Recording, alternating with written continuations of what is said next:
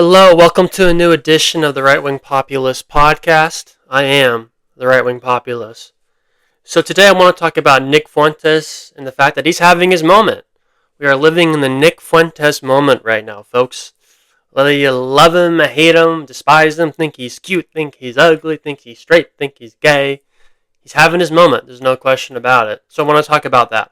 But before we do, please remember to subscribe, whether it's on YouTube, Apple Podcasts, or Spotify. I really, really appreciate it. So, for those who are on the right and follow sort of the online right community, Nick Fuentes is on what he would call, self-described, a generational run. He's been going on all these prominent podcasts that would not have him on 2-3 years ago. I'm not going to get into all of Nick Fuentes' backstory because he's talked about it on a lot of these podcasts, like Patrick Bet-David, like Glenn Greenwald, now Tucker Carlson. So I'm not going to get into it all, but basically, more or less, Fuentes was blackballed from the conservative movement at a very young age, at the age of 18, because Fuentes dared to not even so much criticize at the beginning, but to at least question why the U.S. has this very sort of a strange, unique relationship with Israel that, like I said, is very unique compared to other countries and sort of unprecedented in world history. The fact that the U.S., even when it's against U.S. interests, is always willing to back this very small country that doesn't have seemingly a lot of strategic value, doesn't have a lot of resources. I mean, Israel doesn't have a lot of oil, unlike some of these other Middle Eastern countries that we back, like the Saudis. Israel doesn't have a bunch of oil. So why are we always defending this little country that, if anything, is part of the reason why we can't get peace in the region is because of Israel. Among other reasons, for sure, but Israel is certainly a reason. So Fuentes, at a very young age, was like, hey man, what's up with this? Why are we supporting this country with so much fervor? What's the point? What is the benefit to the United States?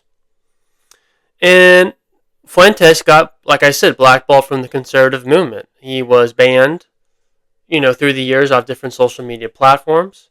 He was blacklisted from getting jobs, on prominent conservative media like the Daily Wire, for example. He lost a lot of friends. He was basically, like I said, they tried to ostracize him from the conservative movement. He lost his job, RSBN. When RSBN was up and coming, Fuentes had a show at the beginning, he lost it. And, we get to present day, he starts his own show on YouTube, he gets banned on YouTube, he's now on Rumble. And again, whether you like him or not, you have to admit Fuentes is super talented. I mean, the fact that he's still standing, giving everything he's gone through, it's just a testament to his talent. He's an extremely gifted orator. He's extremely charismatic. He's very smart. He's well-read. He's very dynamic behind a camera. I mean, the dude is just oozing with talent, oozing with charisma. I'm not trying to glaze him, by the way. This is not glazing. Okay, I'm not working in a donut factory. I'm trying to explain how someone who's been so thoroughly canceled and so thoroughly attacked is now more popular than ever. And the reason is because, like I said, he's very talented. And that's allowed him to survive and now thrive. And like I said, now he's doing all these prominent shows. He's back on Twitter after being banned, thanks to Elon Musk. He reinstated him. He has over 1 million followers.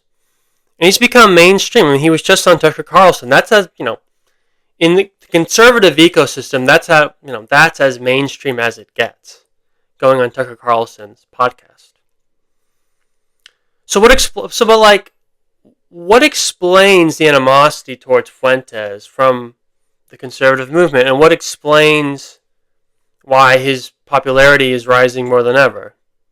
Well, number one, obviously, censorship in a lot of ways does tend to backfire. Sort of people kind of innately sort of are drawn to taboo ideas or taboo people.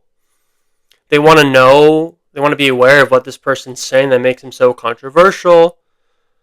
So when you have powerful forces trying to silence someone, it does sort of create, interest in the public to know, well, what is this guy saying that makes him so controversial that, he has to be banished from polite society, at least in regards to the broader conservative movement. So that's point number one. There's just sort of a general backlash towards censorship. But the real reason why Fuentes was ostracized and the real reason why he's getting popular now, it is because of Israel and how unpopular Israel has become. You look at polling now, I don't have the numbers off the top of my head, but Israel has never been less popular in America. People don't want to continue supporting Israel outside of it being in direct interest of the United States. They don't support what Israel was doing in Gaza, trying to ethnically cleanse Gaza for greater Israel. They don't support us, fighting Israel's war with Iran. Again, that's only in Israel's benefit. So Israel is very unpopular. And Israel's always, ironically, always sort of been a little bit unpopular with the left. It's ironic because Jews tend to vote Democrat. But there's always been more skepticism on the left when it comes to Israel. On the right has always been very pro-Israel, at least over the last 30, 40, 50 years. And that's why there was such an effort to try to basically, with Fuentes, sort of destroy his career before it really got started. Basically trying to kill the baby in the crib, so to speak. That's what they tried to do with Fuentes, and it didn't work. And the reason why it hasn't worked is because the right is now, they're also fed up with Israel. Much of the support of Israel a lot of times has been rationalized by religious purposes. Because the evangelical community tends to want to be supportive towards Israel. And you could understand that for obvious reasons. Israel is a holy site. Jesus, all that. I understand that. I'm not very religious myself, so I'm not an expert in all this, but you can understand why. But you're starting to see more and more from people in the conservative movement like Dinesh D'Souza, like obviously Ben Shapiro. Don't even get me started on him. They always try to frame Israel sort of at the forefront of Western civilization. It's why? It's an ethno-state that is trying to kill a bunch of Arabs in Gaza so they can have a greater Israel. How are they in the forefront of Western civilization? Why? Because Muslims don't like them? Oh, wow, Israel's so unique. Muslims don't like Jews. Wow. It's what? Why are they at the forefront of Western civilization? Why? I don't understand why, because they're a democracy. I mean, they're kind of a democracy. I mean, again, they're an ethno-state. People who, if you count Gaza and the occupation as part of Israel, obviously not everyone has full democratic rights in Israel. Gaza has been an open-air prison for the last 20 years. Israel, so I don't even know what that means. Oh, they're the forefront of Western. They're nominally a liberal society that nominally has democratic rights, but they're not the forefront of Western civilization. It's an ethno-state. It's a religious ethno-state with crazy people in the cabinet who want to ethnically cleanse Gaza. They want to annex the West Bank, and they want to kill all these Muslims. Because the reason why is they want to ethnically cleanse Gaza. The people in Gaza aren't leaving, so the only way to get these people out is to kill them. That was the real reason behind this war in Gaza and why it's likely Israel will try to find a way to break the ceasefire. Israel's already broken the ceasefire, effectively. It's still nominally in place, but we'll see if that lasts. I don't think it will. So yeah, you hear these people. You got Josh Hammer, for example, who just said in a recent article that he, Tucker Carlson, he needs to be, what was the word he used? He said that Tucker Carlson needs to be neutralized because he had Nick Fuentes on his podcast the other day. What is that about? Why are all these, you're seeing now Dinesh D'Souza, people at the Daily Wire, Andrew Klavan, who's a nobody. No one, I don't even know who watches this guy's show. I know my podcast doesn't get a ton of views, but I'm a nobody, independent media content creator. Andrew Klavan works for one of the biggest conservative corporations in the world, and no one watches him, and he goes on Daily Wire and talks about how the real crucifixion wasn't Jesus Christ, it was the Holocaust, the Jews being killed, as if it was only Jews who were killed in the Holocaust, which obviously they weren't. And that basically says that we have to support Israel because we're Christians, as if that makes any sense. So, like, why is there so much hate about Fuentes and Tucker Carlson just talking? And by the way, Tucker confronted Nick on, I think, valid grounds, criticizing Nick for focusing too much on race. I think that's a fair critique of Nick Fuentes. That's why I'm not the biggest fan.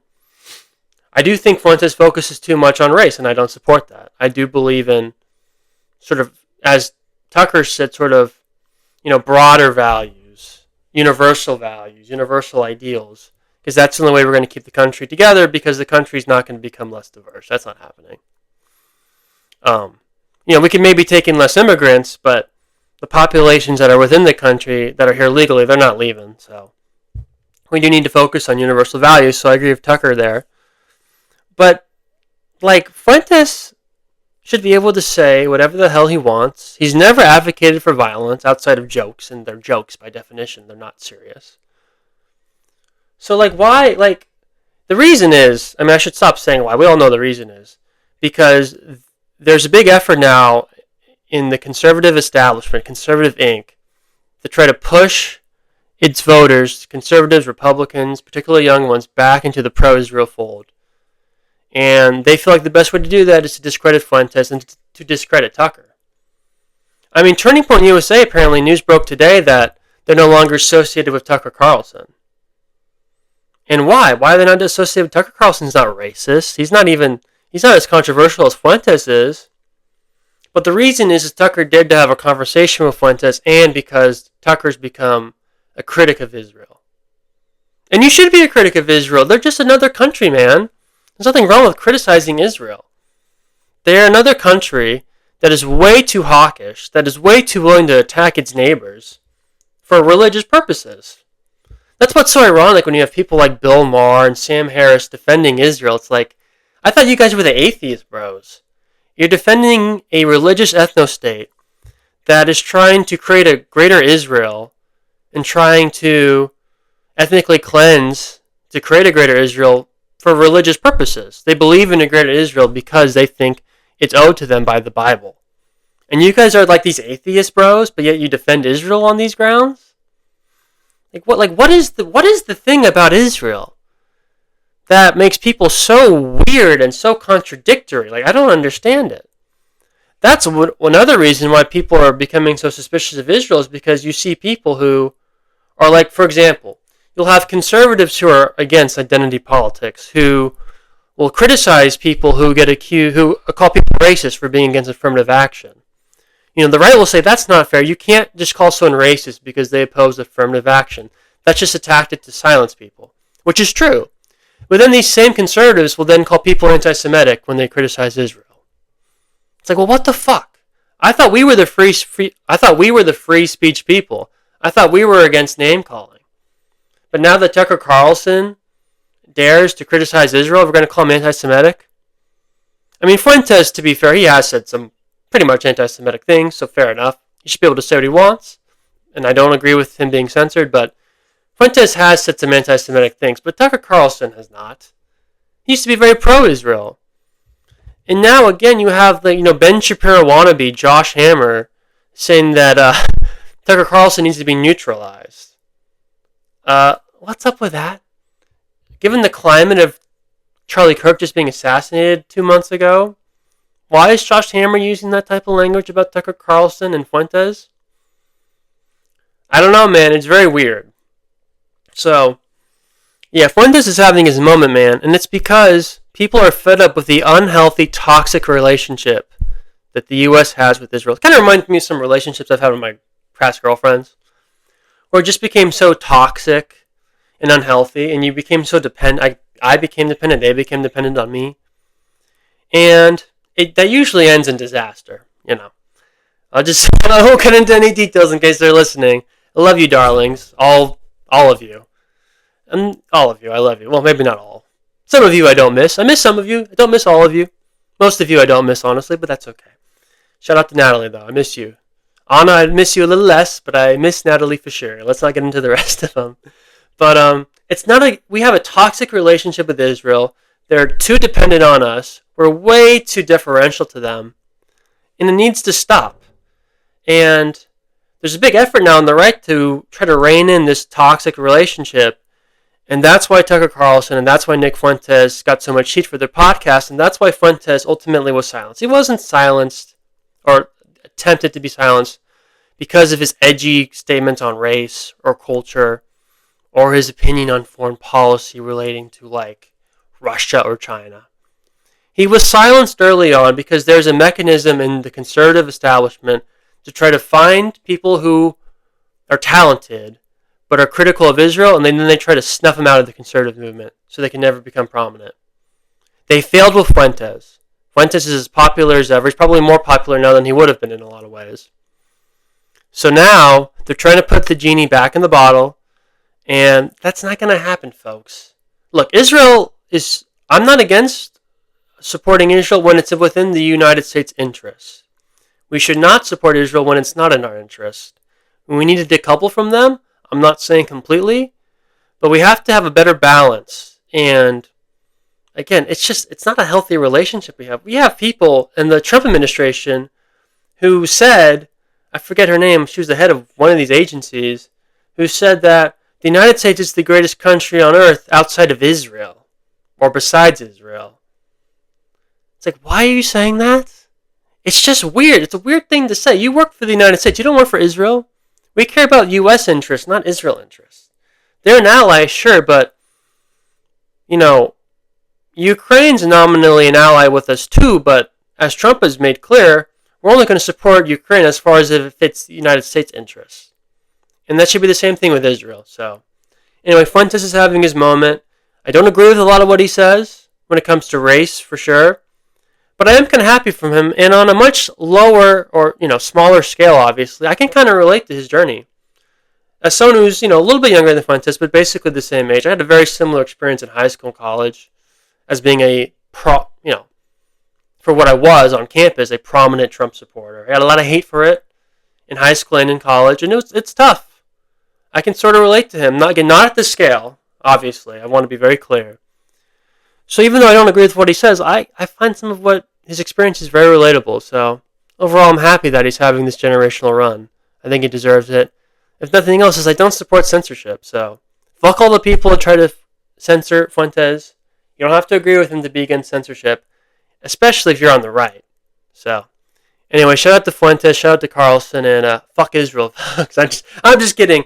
Fuck Israel when it's in the U.S. interest to fuck Israel. Don't fuck Israel when it's in our interest not to fuck Israel, okay? I will leave it at that, folks. Anyway, thanks for listening. Please subscribe again, whether it's on YouTube, Apple Podcasts, or Spotify. I appreciate it. Have a good day, folks. Bye-bye.